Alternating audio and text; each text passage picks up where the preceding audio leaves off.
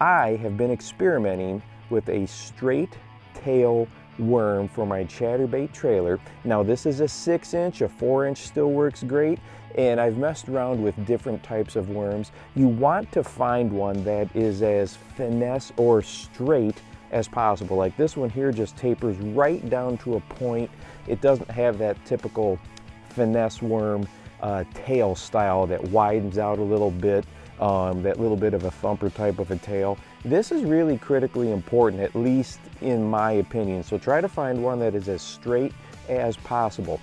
And when you take a look at this underwater here, so here the bladed jig is just sitting there. Look at this tail. It is holding upright. It just looks so lifelike, so natural, and if I just impart the tiniest vibration through the rod, you can just see that tail shimmer and shake just the slightest bit without overworking it. And if it doesn't land with the tail straight up, then watch it as that tail falls. It's got that real nice action to it. It's like we've created something hybrid between a jig, a bladed jig, and a shaky head, and that's why I like this so much. So when it stops and sits, it's more in that shaky head type of a mode.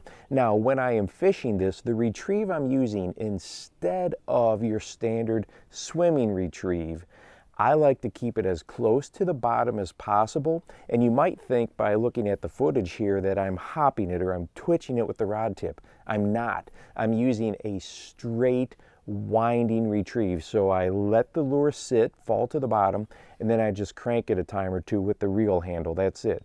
And the blades start up immediately. I can feel them go ba-ba-ba, ba-ba-ba, and just pull a little bit, da-da-da, da-da-da, and then settle back down. I'm not hopping this lure at all, and you can see how low it stays to the bottom of the lake or the riverbed. If I start to hop it, I'm going to really pop it super high, and if I'm trying to fish it more finesse style, in a more subtle manner, I want to keep it as low as possible.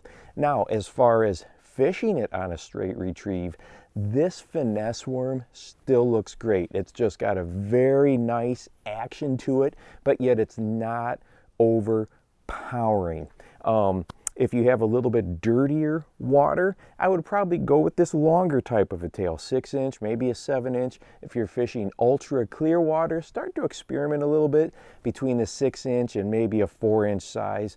But no matter how you fish this, swimming it, dragging it, letting it sit, this trailer is always working for you. The natural currents in the water, okay, whether that is convection from, warmer water rising, cooler water falling, the winds kicking in, currents that way, boat wakes, whatever, it's always working, and it barely takes any movement from us whatsoever to impart some nice, natural, lifelike action.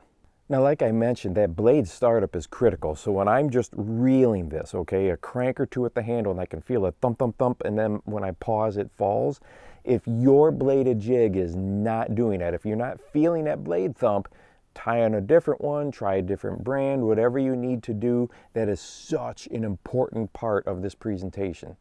And like I said, we are still activating the lateral line of the fish with that blade, but we're not overpowering with it. We're not just running down the bank with 10 boats ahead of us and all of us going thump, thump, thump, thump, thump, thump, thump, and just creating this situation where it's almost sensory overload. We're very subtle. It's like I said at the beginning, it's kind of a finesse cross between a bladed jig and a shaky head, and it just got an action that they haven't seen because not a lot of anglers are using this particular type of a trailer.